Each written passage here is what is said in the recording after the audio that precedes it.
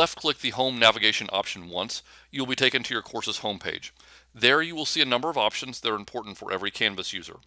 One of the first things you will notice is your course status. If a course has been published, it is visible to students. If it is unpublished, it is not visible to students. Once a course has been published, it can be unpublished up until the point the first student submits an assignment. Once any assignment has been submitted by any student, a course can no longer be unpublished. You also have the ability here to import from the Commons.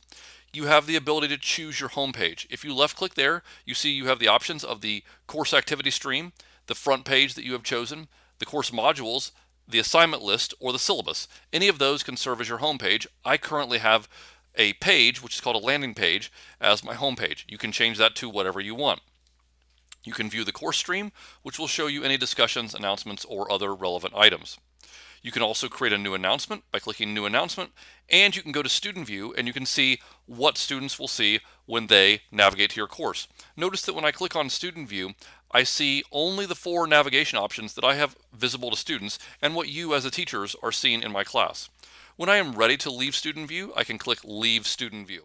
Left-clicking Modules once will take you to the modules that you have created for your course.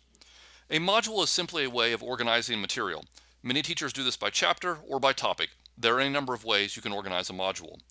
You can create a new module by clicking the purple plus module button, and you can add any material you would like to a module. You can also create material from within a module by clicking the plus button and adding new content. Keep in mind though that a module is just a way to organize material, and though you can create content from here, it's really just showing you the shell of how you would like to organize the material.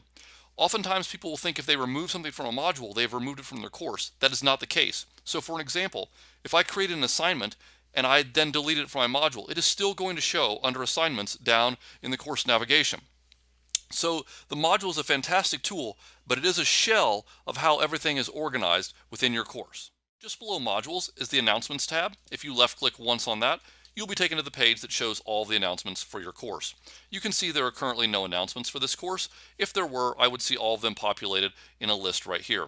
If I would like to create a new announcement, I would click the plus announcement button in purple, and I would type an announcement that would go out to all of my class. If I have a number of announcements and I want to search in particular for one announcement, I can choose the search option and I can search for any announcements that have been created within my class. That is the announcements navigation option. Just below announcements, you will find the grades tab. Left-clicking there will take you to the place where you can view grades and change settings associated with grades for your Canvas course. You may have 2 options. You may have assignments and you may have Learning Mastery. Learning Mastery is a bit more of an advanced topic that we will cover in Canvas 2 and particularly Canvas 3, but please be aware if you have that turned on, you may see that option. If not, that's okay, we'll talk about it later on. If you go back to assignments, this is what is called Individual View, and this will show you basically everything in individual mode for students or for assignments, and you can choose various assignments and you can see how students have completed that, or you can choose for a particular student, and there are a number of options you can associate with a student or with an assignment. There is also the default gradebook view right here, and this is probably what most of you are going to want to view. And so if you click there, you will be taken to a gradebook that looks much more like a traditional gradebook and shows the assignments and the point value, and it will show the students populated on the left side over here, and it will show their grades. Again, please remember that grades in Canvas are not the same as grades in Skyward. Skyward and Canvas do not sync, and so anything that is graded in Canvas must be transferred over to Skyward. That's something we'll talk about and we'll work through, but please keep that in mind that students may see one grade in Canvas and another in Skyward, and that is fairly typical and fairly normal. If you want to go back to that individual view, you can click on individual view and it will take you back to the screen that we saw previously. But that's a very quick overview of the grades section of your course navigation. Immediately below grades, you will find the syllabus option. Left-clicking once will take you to your course syllabus. The course syllabus is not simply an upload of your paper syllabus, and you could transfer your paper syllabus onto this very easily by establishing an overview and goals and objectives and such. However, I would like to point out that the Canvas course syllabus is designed to be interactive. So you can see here the due date for everything associated with the Canvas 1 course. They're all due at 11:59 on Friday, August 3rd. If I were to change the due date of one of those, it would be reflected in the syllabus, so that I do not have to update all of my students automatically. They should see this on the syllabus and know that the due date for an assignment has been changed. So while it does resemble a traditional syllabus, it is much more than that. It becomes interactive and is designed to become interactive once you start adding things to your calendar and you start changing due dates. Those will be reflected in your syllabus. Below the syllabus, you will find quizzes.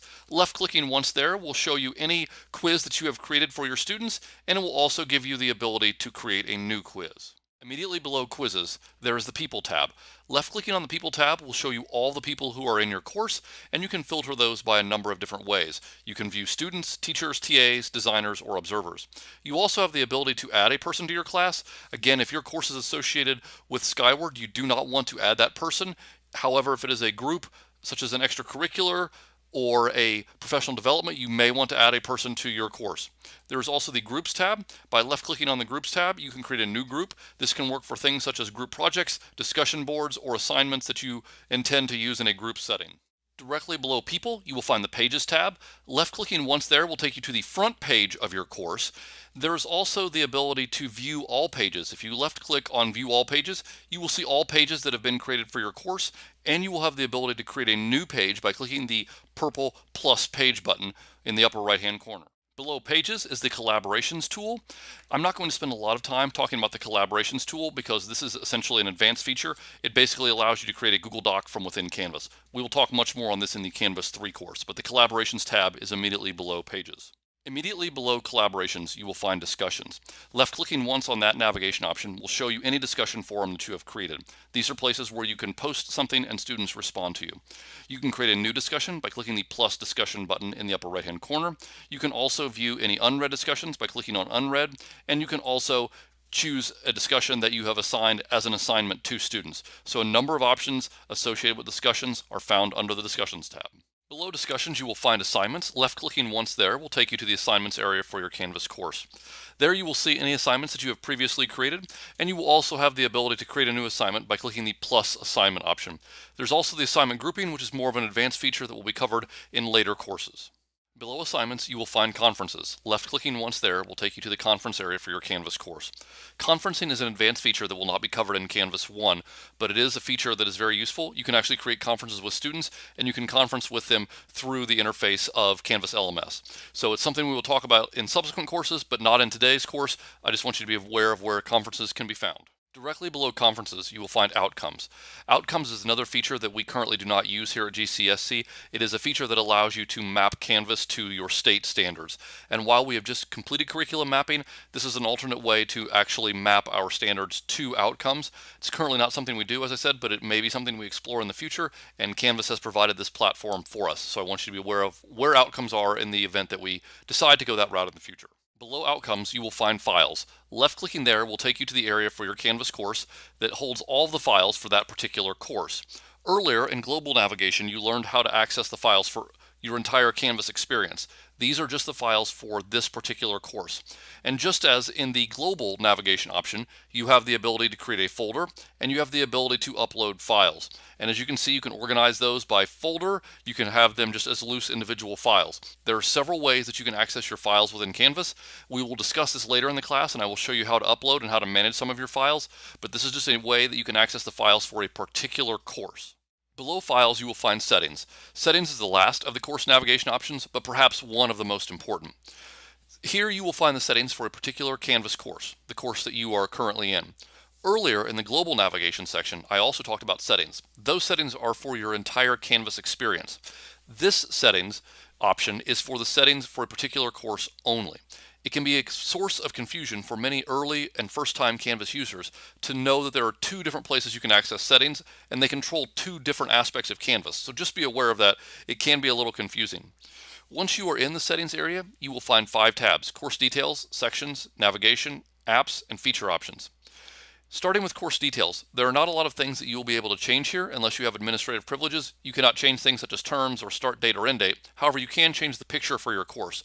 If you click the 3 dots right here, you can choose the image that you would like to have associated with your course, or if you have an image and want to remove it, you can choose Remove Image. Next tab over, Sections. These are simply showing the sections that are present within your course. Again, if your course was created by Skyward and it's one that you have students enrolled in, you will never need to add a new section. However, if you created something such as an extracurricular or a group you sponsor or for professional development for other teachers, then you may want to add a new section. And you do that by typing the name of the section right here and clicking plus section. Navigation is the third tab over, and this does contain a number of things that you can manipulate. This shows all of the course navigation options that we have discussed in this video, and you can decide which of those you want to turn on or off for students. So again, anything that is grayed out is not visible to students. Anything that is lighter with the black underline is visible to students. So let's say that I do not want the syllabus to be visible to students. I can simply drag that down here into the items that are hidden from students, and now the syllabus will no longer be shown to students. And if I want it to be shown to students again, I can drag it back up there. And if I wanted quizzes to be shown to students, I could drag the quizzes up there. Now keep in mind, by hiding the quizzes right here, that does not mean that students cannot access the quizzes. It simply means they must go through modules to get them, because I like to have everything organized by modules. Again, something we will build on late in this course and in Canvas 2 particularly. When you're done, make sure you hit save. If you don't hit save, then none of your options that you have selected will be saved. You can also reorder and move items up or down, or put them before or after something. Clicking disable will simply move it to the hidden from student view option. Next tab over are apps.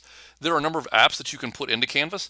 We have a number of these apps already installed through our version of Canvas, such as Discovery Education and CK12.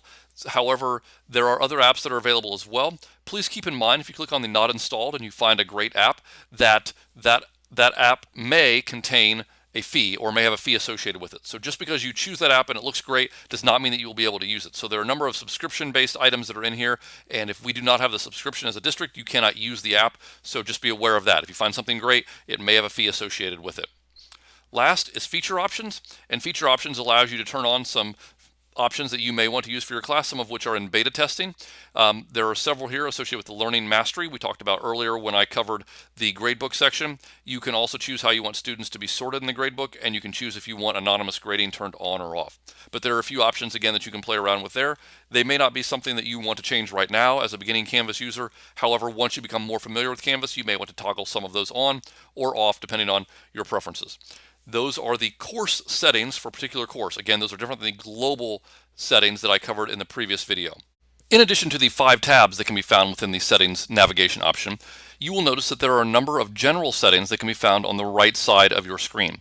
If those settings do not appear on the right side of your screen, it is because you have either zoomed in your browser or you have a lower screen resolution. If either one of those is the case, you can scroll to the bottom of the page and they will be visible there. These settings are extremely useful as well. You have the ability to share to the Commons. You can go to Student View from here. You can go to Course Statistics, which is very useful. I will click on that one just briefly.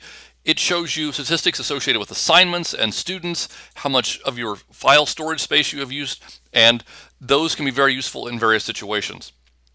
Hitting my back button, I can access the calendar from here. I can conclude this course, which is something you would only want to do at the very end of the time you have this course. You can delete the course, which if it is a course associated with your Skyward enrollment, you do not want to do that, but if it's something with an extracurricular, you may want to do that. You can copy the course, very useful. So if you end one school year and you want to continue most of the content for the next year, you can copy the course. You can import course content from a previous course. You can export course content so that it can be used again the following year. You can also reset the course content, and you can validate the links in the course. A number of useful options here, and I would encourage you to explore some of those as you start building your knowledge base of Canvas. Hopefully that helps explain the course navigation within a particular Canvas course. If you have any questions, please let me know.